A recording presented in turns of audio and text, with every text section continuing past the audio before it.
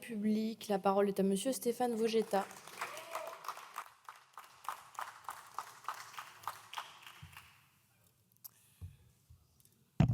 Merci.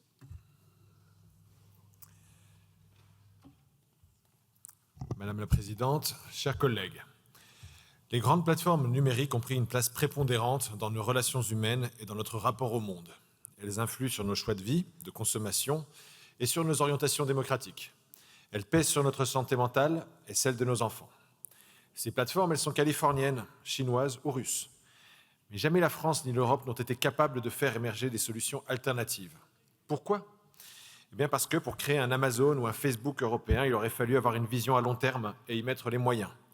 Nous y avons échoué collectivement et la régulation des grandes plateformes numériques devient donc essentielle.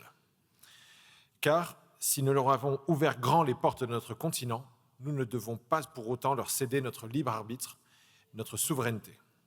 Alors oui, face à des mastodontes dont la capitalisation boursière cumulée rivalise avec le PIB de l'Union européenne, c'est à l'échelle de l'Europe que la régulation doit se faire.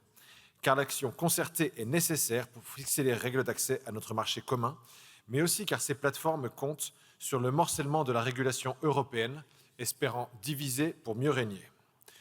Notre message est simple. En Europe, les peuples votent et leurs élus légifèrent. L'Europe définit les règles du jeu chez elle et il est temps que ces règles s'appliquent. C'est une condition pour préserver nos démocraties, nos valeurs, notre capacité à agir collectivement dans l'espace informationnel et tout simplement l'utilité de se déplacer pour aller voter dans nos élections. Mais pour faire appliquer les lois, il faudra nous montrer fermes. Surtout après avoir entendu Mark Zuckerberg se réjouir de l'élection de Trump en espérant qu'il réduirait la facture des amendes européennes, ou encore le vice-président Vance conditionner le financement de l'OTAN par les USA au respect d'une soi-disant liberté d'expression. Mais non, monsieur Zuckerberg, en Europe, les règles, elles sont claires. Le DSA s'applique, et ici, comme dirait l'autre, si tu casses, tu payes.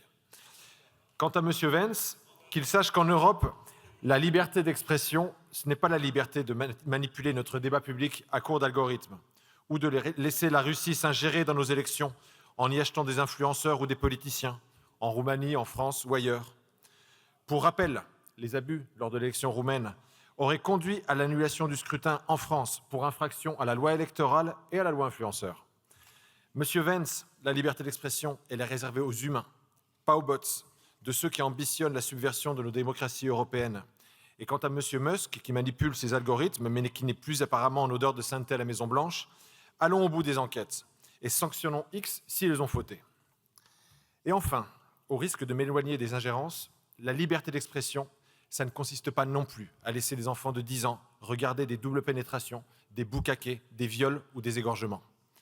Et chers collègues, si l'usage de ces termes à la tribune de l'Assemblée nationale vous choque, alors imaginez la réaction d'un enfant de 10 ans quand il découvre les images de ces pratiques sur le téléphone d'un camarade de classe. Les drames successifs qui frappent notre nation témoignent de ce délabrement sociétal. Et derrière la corrélation entre l'usage des réseaux sociaux et la dégradation de la santé mentale des jeunes filles, derrière la corrélation entre l'usage des réseaux sociaux et la violence de certains jeunes hommes, il y a sans doute aussi une causalité. J'ai eu récemment une conversation avec ma fille qui se plaignait que j'ai réduit son temps d'usage sur Instagram alors qu'elle venait de subir le détournement malveillant d'un contenu qu'elle y avait partagé. La réponse que je lui ai apportée il y a quelques jours, ce n'était pas celle d'un parlementaire, mais celle d'un père un peu démuni, mais qui tente de lutter avec les moyens du bord. Je lui ai dit, pour moi, le fait que tu sois sur les réseaux sociaux, c'est comme savoir que tu jongles avec des couteaux. Je sais que plus tu y passeras de temps, plus tu risques de te couper. Alors oui, réfléchissons collectivement à une interdiction des réseaux sociaux avant 15 ans. C'est une recommandation des experts de la commission écran. Les plateformes ont la possibilité technique de vérifier l'âge, alors imposons-leur cette obligation, car on peut le faire. Et comme le suggérait hier le président de la République, laissons quelques mois à la Commission européenne pour se mobiliser. Et sinon, eh bien on commencera en France. On ne peut plus attendre. Rappelez-vous de la loi influenceur. Elle avait d'abord suscité une forte résistance de la Commission européenne. Mais avec Arthur Delaporte et avec le soutien du gouvernement, nous avions résisté et nous avions permis à cette loi influenceur non seulement d'être nos réseaux en France, mais aussi d'inspirer nos voisins espagnols, italiens, danois, belges, qui ont imité notre texte. Au point que la Commission européenne a désormais annoncé son intention de répliquer la loi française au niveau européen. Tant mieux. Alors demain, sur la vérification de l'âge, sur l'interdiction des réseaux pour les moins de 15 ans, soyons à nouveau, nous aussi, des influenceurs législatifs. Et je le dis au gouvernement, forcez l'Europe à agir et nous vous soutiendrons.